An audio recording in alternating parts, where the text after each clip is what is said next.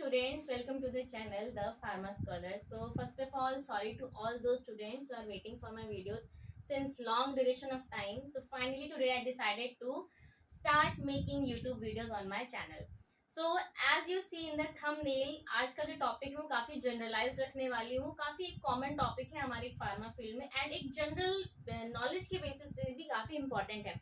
After this video अगर कोई ऐसा स्टूडेंट है जो चाहता है कि मैं किसी एक सिलेक्टिव टॉपिक पे वीडियो बनाऊं तो कमेंट सेक्शन मेरे को बताएं and I will try to make video on that topic if it is related to this field और pharma field. Okay, as you see in the thumbnail, हमारा thumbnail में है कि क्या every pill should be break into the mid line.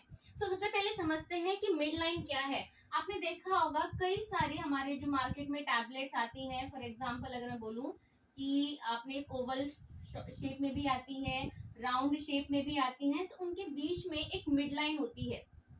What is this mid line? So this mid line is called the score line. Okay, score line. And what is the purpose of this score line? सबसे पहले ये जो score line है, इस हमारे doctor हैं या जो हमारे फिजिशियन है, अगर उस टैबलेट को ब्रेक करके देना चाहते हैं या डोज एडजस्टमेंट के लिए देना चाहते हैं तो उस कंडीशन में भी इस पिल को बीच से तोड़ा जाए. तो फर्स्ट ऑफ ऑल जो यूज है इस स्कोर लाइन का कि ताकि हमको जो टैबलेट है उसको हम डोज एफिशिएंसी के लिए या डोज एडजस्टमेंट के लिए ब्रेक कर सके. फॉर मान लीजिए कोई ऐसा पर्सन है जिसको ज्यादा डोज की रिक्वायरमेंट नहीं है, तो हम इस ड्रग को बीच में से इसके मिड लाइन से इसको ब्रेक करके एंड देन पेशेंट को प्रिस्क्राइब कर सकते हैं. So for that purpose this mid line is produce. So इसका first purpose that is a dose adjustment कि अगर कोई पेशेंट है जिसको ज्यादा डोज की रिक्वायरमेंट नहीं है तो उस पेशेंट को हम उस पिल को बीच में से ब्रेक करके एंड देन उस पेशेंट को प्रिस्क्राइब कर सकते हैं. ठीक है. इसके अलावा इफ एनी पर्सन, कोई ऐसा एल्डरली पेशेंट है या कोई पीडियाट्रिक पेशेंट है जो इस एंटायर पिल को एक साथ स्वेलो नहीं कर सकता, तो इस पिल को ब्रेक करके वो स्वेलो कर ले, या फिर अगर उसके लिए इतना कंफर्टेबल नहीं है या इतना अलाउ नहीं है कि वो इतना पिल जो है वो एक साथ स्वेलो कर सके, तो उस कंडीशन में भी वो जो पर्सन है इस पिल को मिड लाइन से ब्रेक करके एंड देन उसको स्वेलो कर सकता है. तो for the ease of the swallow. Okay, ये थी कि भाई इसका रोल क्या है एंड हम ये जो हमारे पिल्स में ऐसी मिड लाइन क्यों होती है.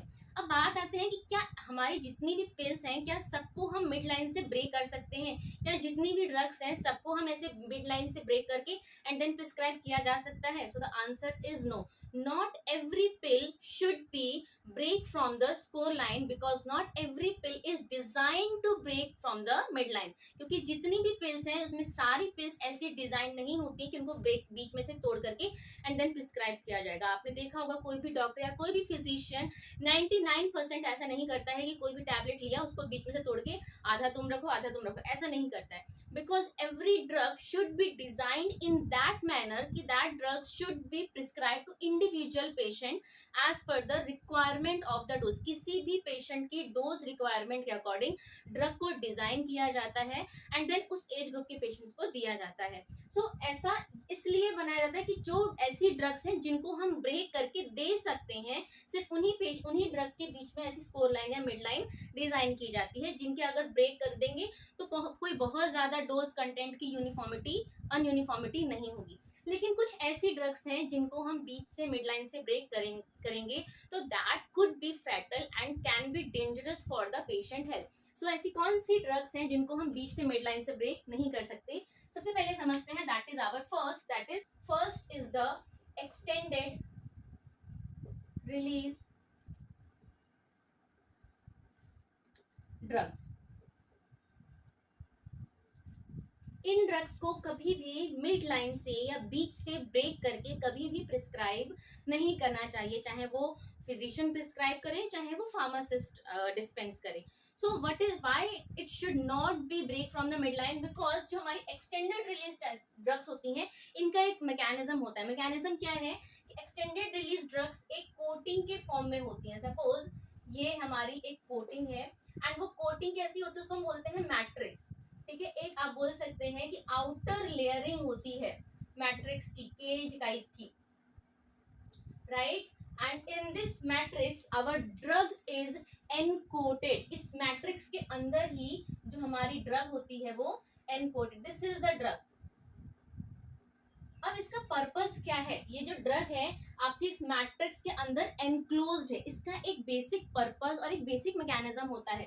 जो हमारी एक्सटेंडेड रिलीज ड्रग्स होती हैं, जब ये हमारे जीआईटी में जाती हैं तो इन द प्रेजेंस ऑफ वाटर, अगर वो जो हमारा मैट्रिक्स है वाटर लविंग है तो इसमें भी थोड़े सर्कमस्टांसेस होते हैं कि जो मैट्रिक्स है वो वाटर लविंग होगा या फिर फैट लविंग या लिपोफिलिक लविंग होगा. तो अगर ये वाटर लविंग होगा ये मैट्रिक्स, तो वाटर इस मैट्रिक्स के अंदर जाएगा. मैंने बताया जैसे, ओके, ये मैट्रिक्स है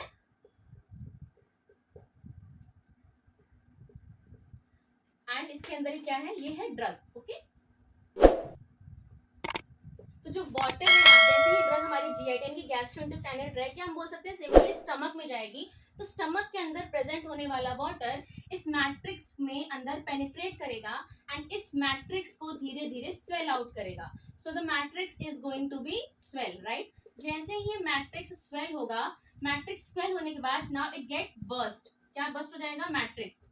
एक तरह से आप ये समझ लीजिए कि एक ऐसा जेली लाइक स्ट्रक्चर है एंड उसके हम वाटर भर रहे हैं एंड उस वाटर की वजह से वो जेली लाइक सब्सटेंस बर्स्ट हो रहा है. जब वो जेली लाइक सब्सटेंस बर्स्ट होगा तो उसके अंदर का जो कंटेंट है वो रिलीज होगा. सो जैसे ही बर्स्ट होगा, अब इसके अंदर की जो ड्रग है वो रिलीज होगी एंड ये जो ड्रग है धीरे धीरे धीरे धीरे for long duration of time तक हमारे ब्लड में एंटर करेगी. इसीलिए इसको बोलते हैं एक्सटेंडेड रिलीज. एक्सटेंडेड रिलीज का मतलब अब ऐसा नहीं है कि तुरंत वाटर आएगा और तुरंत पूरे ड्रग को बस्ट कर देगा. ये एक स्लोली प्रोसेस होता है over the long duration of time तक, ताकि ये जो ड्रग है काफी लॉन्ग ड्यूरेशन तक हमारी बॉडी में परसिस्ट रहे एंड उसका एक्शन जो है वो लॉन्ग ड्यूरेशन तक आता रहे. एक कांस्टेंट मैनर में ड्रग बॉडी में रिलीज होती रहे, राइट. सो ये बेसिक मैकेनिज्म है इस काइंड ऑफ ड्रग का, जिसको हम बोलते हैं एक्सटेंडेड रिलीज ड्रग, जो कि बॉडी में लॉन्ग ड्यूरेशन तक एक्शन के लिए ली जाती है, राइट. तो अगर उस कंडीशन में मैं बता रही हूँ कि भाई इस ड्रग को क्यों बीच से मिड लाइन से ब्रेक नहीं किया जा सकता. फॉर इंस्टेंस, अगर इस ड्रग को मैं बाहर ही, अगर इस ड्रग है इसको मैं मिड लाइन से ब्रेक कर दूं फोर्सफुली, वैसे डिजाइन इस तरीके से किया जाता है कि इन ड्रग को आप बाहर से इसमें स्कोर लाइन नहीं दी जाती है, तो इन ड्रग्स को आप जबरदस्ती फोर्सफुली भी अगर आप तोड़ते हो, सो व्हाट हैपन कि ये जो अंदर का जो ड्रग है, ठीक है, ये जो अंदर जो ड्रग है, तो आप इसको फोर्सफुली तोड़ोगे तो ये जो ड्रग है ये रिलीज आउट हो जाएगी. ठीक है, जब फोर्स आप इसको ब्रेक करोगे एंड देन इसको कंज्यूम करोगे, तो ये जो मैट्रिक्स है इसका कोई रोल ही नहीं रहेगा. ये जो ड्रग है अचानक से ब्लड में रिलीज होना स्टार्ट हो जाएगी, क्योंकि ये ड्रग जो है वो अब मैट्रिक्स से बाहर आ चुकी है.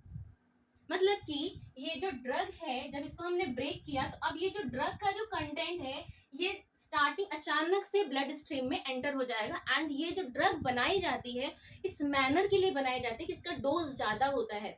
डोज ज्यादा होगा तभी ये एक लॉन्ग ड्यूरेशन तक एक्शन देगी. सो इन केस अगर इस ड्रग को बीच में से ब्रेक किया जाएगा तो अचानक से डोज जो है वो ड्रग ब्लड में एंटर कर जाएगी and this may cause the toxicity in the blood. And इस कंडीशन को हम बोलते हैं dose dumping. Dose dumping, right. So ये फर्स्ट ड्रग है जिनको कभी भी मिड लाइन से या स्कोर लाइन से ब्रेक नहीं किया जा सकता, because breaking of this type of drug, इसमें कई सारे एग्जांपल आते हैं, चाहे वो एक्सटेंडेड रिलीज हो, चाहे वो आपकी सस्टेन्ड रिलीज ड्रग हो, चाहे वो आपकी कंट्रोल्ड रिलीज ड्रग्स हो. इन ड्रग्स को कभी भी, क्योंकि इनको इस तरीके से डिजाइन किया जाता है कि ड्रग एक मैट्रिक्स में एनक्लोज रहेगी एंड एक धीरे धीरे उस मैट्रिक्स से रिलीज होकर के ब्लड स्ट्रीम में जाएगी एंड लॉन्ग ड्यूरेशन तक एक्शन परसिस्ट करेगी. इन केस अगर इस ड्रग को मिड लाइन से ब्रेक कर दिया जाएगा, डोज जो है वो मैट्रिक्स से बाहर आ जाएगी एंड अचानक से ब्लड में एंटर कर जाएगी, ब्लड में टॉक्सिसिटी हो जाएगी. इस कंडीशन को हमने बोला dose dumping. So this is the first condition. Next किस कंडीशन में इस ड्रग को मिड लाइन से ब्रेक नहीं कर सकते, that is now next is the drug that is the enteric coated drugs. Okay, so enteric coated, इसमें tablets भी आप बोल सकते हैं या फिर आप कैप्सूल्स भी बोल सकते हैं, क्योंकि इसमें दोनों आती हैं. What is the meaning of enteric coated? सबसे पहले समझते हैं what is this term stand for. So enteric coated का मतलब क्या है? These drugs are design to get liberate or dispersed in the intestine, designed for disintegrate in the intestine,